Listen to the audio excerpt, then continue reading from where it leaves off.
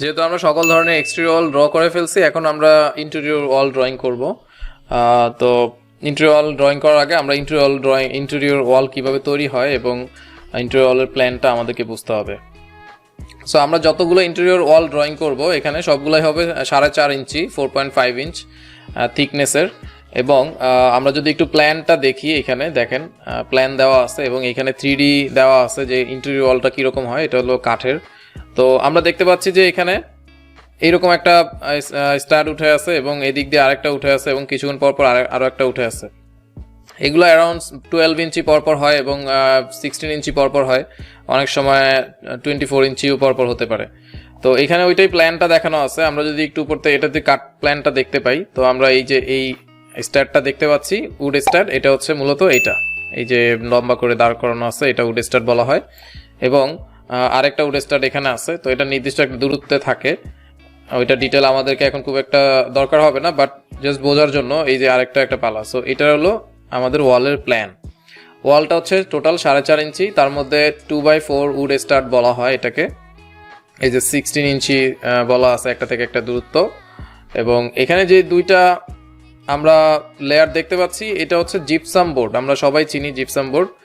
এখানে দেখতে পাচ্ছি যে একটা অলরেডি এখানে বসানো আছে এবং এই সাইডে হয়তো আরেকটা বসিয়ে দিবে, এই দিক দিয়ে একটা এবং ওই সাইড দিয়ে একটা। টোটালটা মিলে হচ্ছে আমাদের ইন্টেরিয়র ওয়ালটা 4.5 ইঞ্চি হবে। সো আশা করি ওয়ালের প্ল্যানটা আমরা কিছুটা হলেও বুঝতে পেরেছি। এখন আমরা এই ডাইমেনশন অনুযায়ী আমাদের ইন্টেরিয়র ওয়ালগুলো ড্র করব বেসমেন্ট ফ্লোর প্ল্যানে। তার আগে আরও কিছু জিনিস আপনাদেরকে বলে নিই। 4.5 ইঞ্চিটা কীভাবে হলো, আমরা দেখেন 2/4 উড স্টাড বলা আছে, যদিও এটা অ্যাকচুয়ালি 2/4 থাকে না। 2/4 বুঝতে পেরেছি যে এটা 4 ইঞ্চি অ্যান্ড এটা হচ্ছে 2 ইঞ্চি। তো পুরোপুরি 4 ইঞ্চি 2 ইঞ্চি থাকে না, এটা হচ্ছে 1.5 ইঞ্চি এবং আরেক দিকে হচ্ছে 3.5 ইঞ্চি হয়। একটু চেপে টেপে যায়, চেপে টেপে যাওয়ার পরে এটা একটু 1/2 ইঞ্চি করে কমে যায়। এবং আমাদের যে জিপসাম বোর্ডটা আছে এটা হলো 1/2 ইঞ্চি করে, দুই পাশে 1 ইঞ্চি এবং মাঝখানে আছে হচ্ছে 3.5 ইঞ্চি। টোটাল হচ্ছে 4.5 ইঞ্চি। সো আশা করি এটা আমরা বুঝতে পেরেছি। তো আমরা এখন এই প্ল্যানটা অনুযায়ী আমরা আমাদের ইন্টেরিয়র ওয়ালটা ড্র করব বেসমেন্ট ফ্লোর প্ল্যানে। তো এগেইন আমরা লাইন নিব। তো মেক শিওর দ্যাট আমরা সব কিছু ওয়াল যেই লেয়ার আছে এটাতে ড্র করতেছি। তো ওয়াল আঁকার যে মেথডটা আমরা অ্যাপ্লাই করব সেটা দেখেন, এখান থেকে আমাদের যে উপরের ওয়ালটা আছে, ওয়াল থেকে আমাদের এই ওয়ালের একদম এই যে বাইরের যে লাইনটা আছে, এই লাইনের ডিস্টেন্স হচ্ছে 15 ফিট 10.5। ওকে, তো আমরা এটাকে অফসেট করে 15 ফিট 10.5-এ অফসেট করে ফেলবো। তারপরে এটাকে আবার 4.5 ইঞ্চি ওইদিকে অফসেট করব। দেন আমরা শুরু করে দিই। আমরা অফসেট কমান্ড ওতে এন্টার প্রেস করলাম, এরপরে হচ্ছে 15 ফিট আমরা একটু একটা ড্যাশ দিলাম, দেন 10.5 দিয়ে আমরা ঠিক এই লাইনটাকে এইদিকে নিয়ে আসলাম। ওকে, আমরা পরে ট্রিম এবং ফিলেটের মাধ্যমে কাজ করব। আমরা জাস্ট এই লাইনটা নিয়ে আসলাম। একটু খেয়াল করে যদি দেখি, এই যে লাস্টের লাইনটা হচ্ছে এটা আউটসাইড, এবং এখন আমাদের উপরের দিকে আঁকতে হবে একটা এই লাইন থেকে 4.5 ইঞ্চি যেটা থিকনেস হবে। অফসেটে গেলাম 4.5 দিয়ে এন্টার প্রেস করে আমরা এইদিকে নিয়ে আসলাম। তাহলে আমরা মোটামুটি এই লাইনটা ড্র করে ফেলতে পেরেছি। এবং এখন আমরা এখান থেকে একটা অফসেট করব 16 ফিট 2 ইঞ্চ। তো খেয়াল রাখতে হবে এই জায়গাটা কিন্তু হচ্ছে যে স্টেয়ারের জায়গা ছিল। আমরা যদি একটু প্ল্যানটা দেখি তাহলে বুঝতে পারবো যে এটা হলো স্টেয়ারের জায়গা ছিল। আমরা যদি প্ল্যানটা দেখি তাহলে বুঝবো যে এখানে স্টেয়ার ছিল। তাহলে এই জায়গাটার ডাইমেনশনটা আসলে প্রত্যেকটা ফ্লোরেই সমান থাকবে, কারণ একটা ড্রয়িং কিন্তু স্টেয়ারকে বেস করে আমরা রেফারেন্স ধরে কিন্তু কাজ করতে হবে, বিকজ স্টেয়ার তো মুভ হবে না। ওকে, তো আমরা এখন এই যে আউটসাইড ওয়াল থেকে ঠিক আউটসাইডে আমরা 16 ফিট 2 ইঞ্চি চলে যাব। তো অফসেট ও দিয়ে এন্টার প্রেস করলাম, 16 ফিট 2 দিয়ে এন্টার প্রেস করে আমরা ঠিক এটাকে এখানে নিয়ে আসলাম। তো দেখতে পাচ্ছি যে এইদিকে নাই, সো এটা কোনো সমস্যা না। আমরা মেইন যে পেরিমিটার এটা আর কি এঁকে ফেলতে চাচ্ছি। এটা যদি আপনি এখন এদিকে নিয়ে আসতে চান, এক্সটেন্ড করতে চাই আমরা, সেটা আমরা এক্সটেন্ডের মাধ্যমে করতে পারি, অথবা আমরা এটাকে সিলেক্ট করে আরেকটা মেথড আছে, সেটা হচ্ছে সিলেক্ট করার পর যে জিনিসগুলো দেখতে পাচ্ছি এগুলো হলো গ্রিপ। তো আমরা গ্রিপে আরেকটা সিলেক্ট করে এবার কিন্তু টান দিতে পারি, গ্রিপ থেকে আমরা স্ট্রেস করতে পারি। হ্যাঁ, আমরা একটা যে কোনো একটা ডিস্টেন্স স্ট্রেস করে রাখলাম। যেহেতু আমাদের পোলার ট্র্যাকিং অন করা ছিল, তো আমরা সোজা চলে আসতে পেরেছি ইজিলি। এরপরে আমাদের আরেকটা যে লাইন আছে আমরা দেখতে পাচ্ছি এদিকে, এখান থেকে ঠিক 8 ফিট 9 ইঞ্চ। তো সেটা করার আগে আমরা যেটা করব, এই জায়গাটা ঠিক করে আসব, তারপরে আমরা বাকি কাজগুলো করব। এই জায়গাটা ঠিক করার জন্য আমরা ঠিক এই লাইন থেকে 7 ফিট 1 দূরে আরেকটা অফসেট করব এবং ওখান থেকে 4.5 ইঞ্চি আরেকটা অফসেট করব, খুবই সহজভাবে।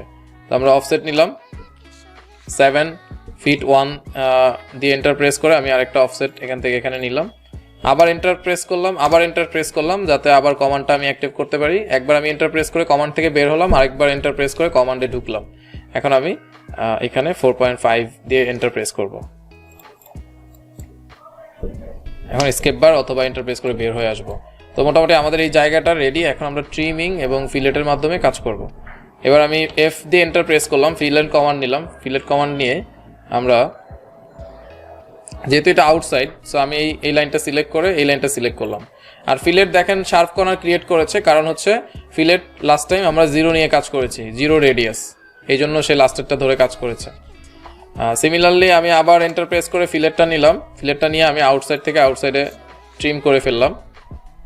এখন আমি অ্যাগেইন অফসেট নিব, অফসেট নিয়ে 4.5 থিকনেস নিয়ে এই ওয়ালটাও ড্র করব এবং এন্টার প্রেস করব। যেহেতু আমাদের এটা ছিল বাইরের ওয়াল, সো আমরা এখন ভিতরের দিকে ড্র করলাম।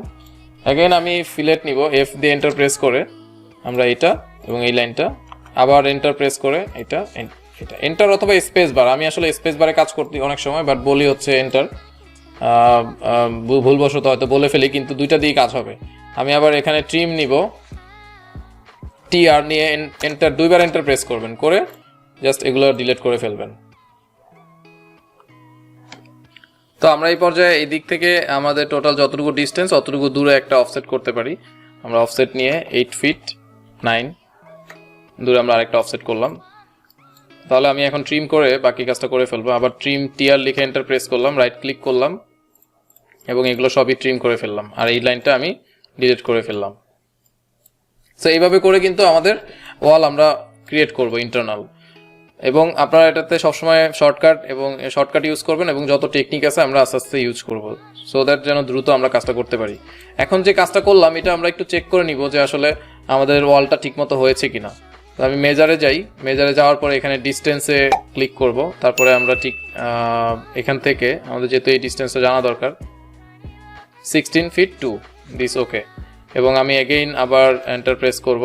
এন্টার প্রেস করলে যেটা হবে, অনেক সময় আপনার এই প্রথম মেজারটা নিয়ে নেয়, কুইক যে মেজারটা আছে এটা দিয়ে আসলে সব কাজ হবে না। আমরা আলাদা আলাদা কাজ করার জন্য আলাদা আলাদা মেজার টুল আছে এখানে, সেটা নিব। তো এখানে ডিস্টেন্সটা আমাদের দরকার, আউটসাইড থেকে আউটসাইড আমরা একটু দেখি 7 ফিট 10। আর আমাদের ইন্টারনালটা দরকার, বিকজ আমরা তখন ইন্টারনালটা দেখে কাজ করেছিলাম। সো এখান থেকে এখানে আমাদের যে ডিস্টেন্স আছে 7 ফিট 1।